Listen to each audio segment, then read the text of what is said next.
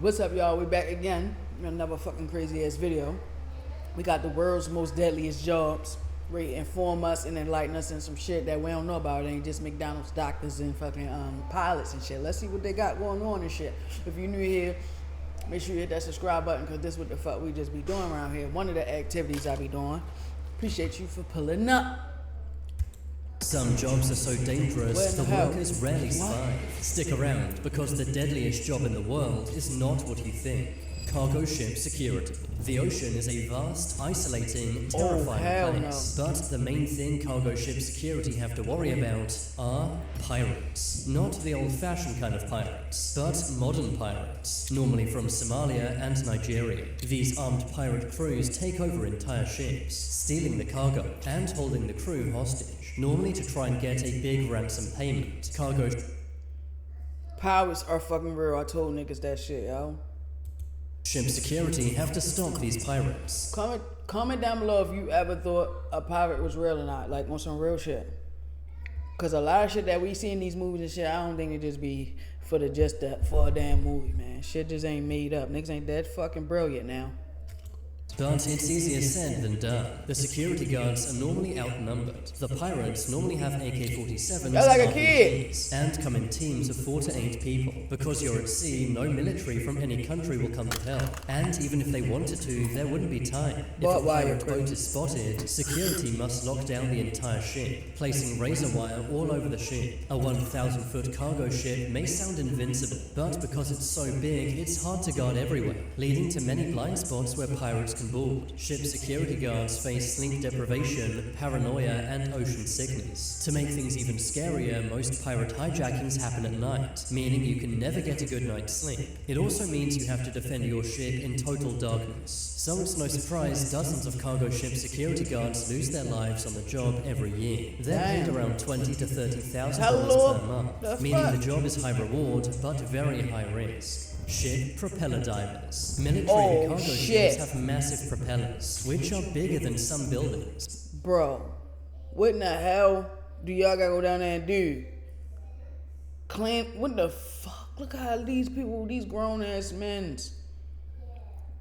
I ain't fucking slow like that. These joints big, he just had bigger than buildings. They can be up to 40 feet wide and weigh over 100 tons. They're capable of slicing you into pieces, which is why it's so scary that people have to dive down to inspect them. Normally in... Right, cause don't that shit suck? It's like sucking you in when that shit like sucking.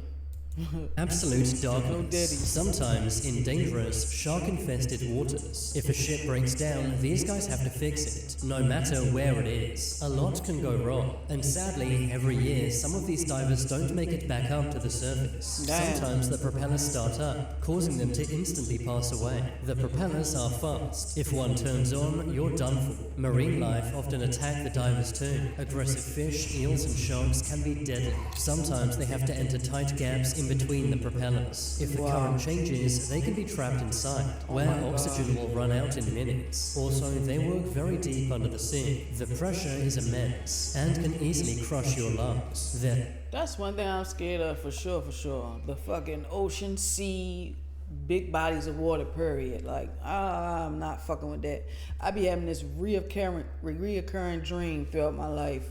Like I be drowning, like under the water type shit. Like I can look up and see the surface, and I just keep getting this one last under the water though, and it's like I can't get to the top. Like, oh my god, that shit just be like, what the fuck?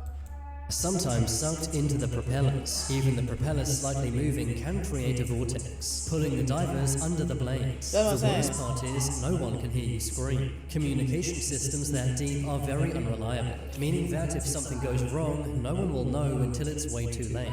Ship propeller divers make around $30,000 per month. But with all the risk, is it even worth it? Bomb diffuser. EOD technicians, also known as bomb... Forgot about these motherfuckers. I seen this movie, whatever this is right here. Diffusers have one of the most deadly jobs in the world. saw this it's movie, not simple gang. like it looks in the movies. Real-life bombs are normally booby-trapped, meaning there are many ways they can detonate. Also, bombs often have timers, meaning the diffusers have just minutes or seconds to act. They face psychological trauma every day. If you thought your manager was bad, these guys basically play Russian roulette every day they go into work. Every call could be their last, and this does a number on their mental health. Even their training is intense, having to experience controlled explosions while wearing a bomb-proof suit, ensuring they know how to react. Bomb diffusers make around $10,000 per month, but the risk is extreme. Minor, if you're... Bro, that's fucking crazy, bro. I couldn't imagine God work for no fucking bomb. What in the hell? How you even apply for some shit like that, nigga? Y'all, it's crazy as hell. Russian roulette every day for sure. Claustrophobic, look away right now. Being a miner is one of the world's most uncomfortable and deadly jobs. Mine collapses claim hundreds of lives every year. They can... Let alone the collapsing. Look at all this black shit. You was breathing in that shit all fucking day for years. Your lungs are fried. What in the fuck? That's crazy. Cave in without warning, burying miners alive under tons of rocks Look how and brutal dirt, that and shit rescue be. is often impossible. Miners also have to face toxic gases in every tunnel. Methane and carbon monoxide can cause asphyxiation,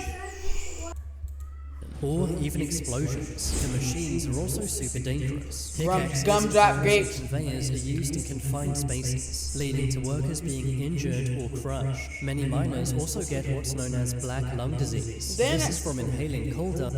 Black lung disease. Didn't I just fucking say that shit? And is they down there with bare raw feet? Like, what the hell? Over many years, many miners report anxiety, depression, and PTSD. They work miles underground away from sunlight, family, or friends, taking a massive toll on their mental health. And to think Minecraft makes mining look so relaxing. Unfortunately, these guys can't use diamond pickaxes. The worst part is, these miners make almost no money. They're normally in poor countries, earning around $400 per month. So What? That is dead ass crazy. What the fuck? $400 a month?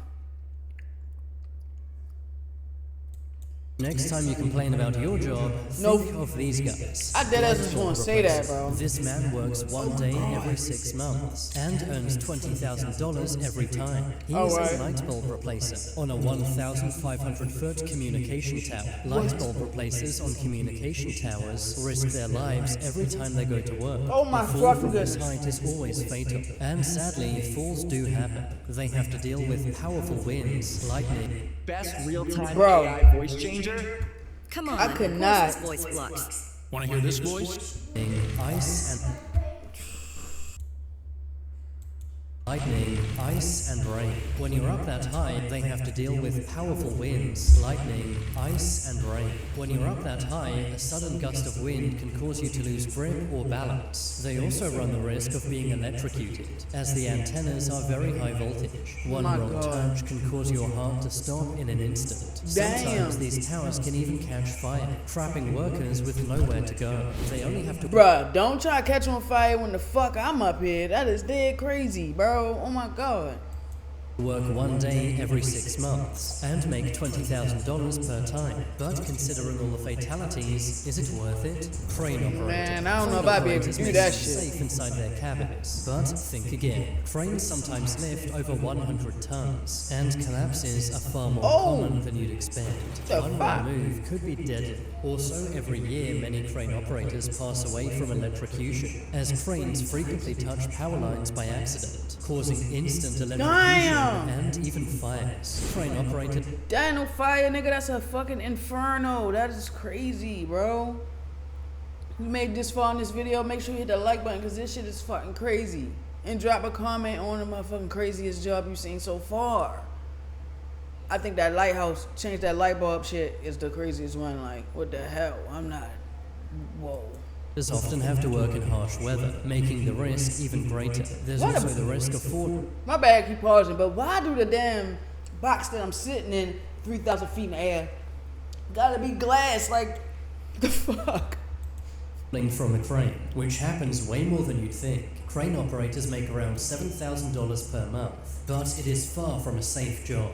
Commercial fishermen. Alright, that was dumb. He got me glad so I can see, but like, unforgiving oh! And stuck right in the middle of it are commercial fishermen. The job's fatality rate is 23 times higher than average, mainly due to extreme weather and rough seas. They have to work in storms and freezing waters. Massive waves and hurricanes can capsize boats, and falling overboard is very common. Many fishermen don't wear life jackets, and freezing waters can cause hypothermia to occur within minutes. Heavy machinery such as fishing nets and cranes can drag fishermen underwater. It's common for them to work 18 to 20 hours with almost no sleep. This fatigue causes more accidents, making the job even more deadly. Every year, thousands of commercial fishermen lose their lives, and from watching them work, you can see why. The waves alone are enough to terrify most people, but for commercial fishermen, it's just part of the job. They sometimes fish in international waters, meaning if something goes wrong, they may not get saved. Commercial fishermen make around $7,000 per month.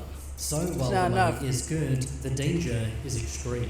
Mountain bus driver. That be them jobs that they love, like that like they don't seem like they at work because they love it and shit. I'm not fucking out of here. It's not enough bread for me going. First of all, I can get seasick. When I was younger, we went to Boston and shit. 2001. Went to Boston. We went whale watching. Seeing the whales was beautiful, but nigga, that seasick shit is the worst thing ever. Imagine just about to throw up, but nothing never come up. But just keep on about to throw up like that, and it's like, oh hell nah. In most places, being a bus driver is a safe job, but not on this route. Route 1258 to Lima is the most dangerous bus route in the world. It goes through the Andes Mountains in Peru. The cliffside roads are incredibly narrow, and there are no guardrails. The roads are barely wide enough for one car, let alone a large bus. But every day, bus drivers in the area have to drive this route. Landslides are commonplace, and rocks often fall onto the bus from above. Due to the height, there are dense fogs, but zero streetlights. A brake failure when going downhill means instant disaster. To make matters even worse, the buses are normally very overcrowded, and there are no emergency services nearby, meaning if something goes wrong, help is hours away. The road is Why the hell is always an extreme job or situation is always thousands of miles away and help is nowhere to be found? Like, what the hell? Where they going at? What's up? What the fuck? Named Death Road, with dozens of fatalities occurring every year. Bus drivers know every trip may be their last. The drivers are shockingly underpaid, earning only $500 per month, despite working 16 hours per day and risking their lives to provide an essential service. That's crazy. Bodyguards. Being a bodyguard may sound glamorous, but the job can turn deadly in seconds, especially if you're a presidential bodyguard. They're trained to step into the line of fire, meaning they literally have to take bullets to defend their boss. World leaders are big targets, and bodyguards sometimes have to sacrifice their own lives to protect them. They have many tactics they deploy. But that was a bulletproof sheet? What the hell? Concealed weapons. But if things go wrong, they're expected to make a human shield. Bodyguards have to be on high alert at all times. They can't simply switch off. If they did, things could turn deadly. Bodyguards such as US Secret Service agents make around $10,000 per month, but they're expected to work 80-hour weeks, sometimes in very dangerous places in the world.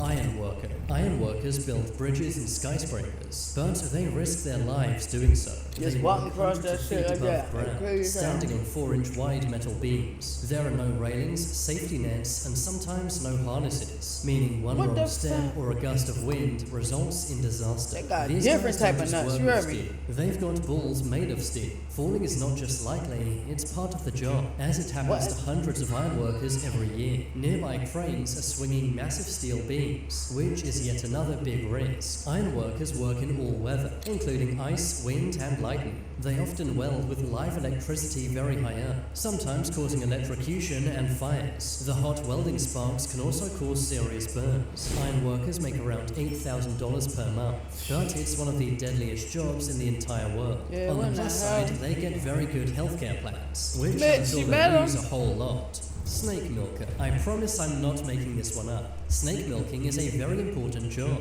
In order to make anti-venom medicines, real snake venom is needed, meaning snakes must be milked. Unsurprisingly, finding people willing to do this is very hard, which is why there are only 4 people qualified to be snake milkers in the whole United States. Most of these snake milkers don't have all of their fingers, as they've been bitten over the years. Anti-venom must be on hand at all times. These bites cause permanent nerve, kidney, and muscle damage. Just because they survive doesn't mean they'll be the same again after a bite. The snakes they handle can end an elephant's life with a single bite. So just imagine what they can do to humans. Yes, Sadly, many snake milkers have passed away, but they provide an essential service, sacrificing their own health to ensure everyone has access to antivenom. Despite all this, snake milkers only make around $5,000 per month.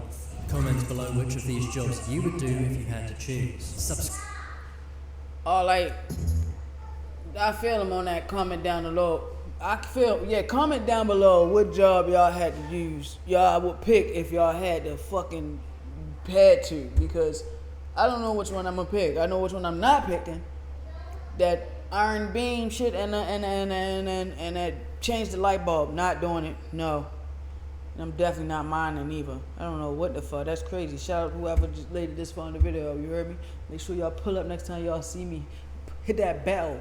Ding, ding, ding. Hit that bell, you know?